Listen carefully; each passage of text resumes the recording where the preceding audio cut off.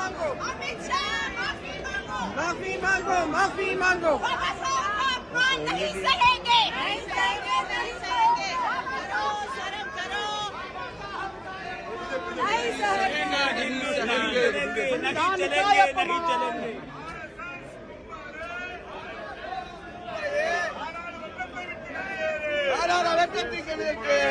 நாடாளுமன்றத்தை விட்டு வெளியேறு.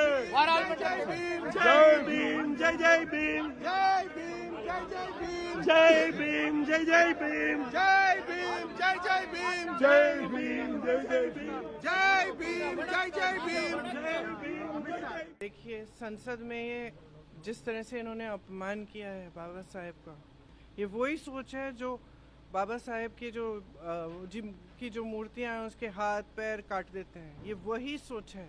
इन पे कौन भरोसा करेगा?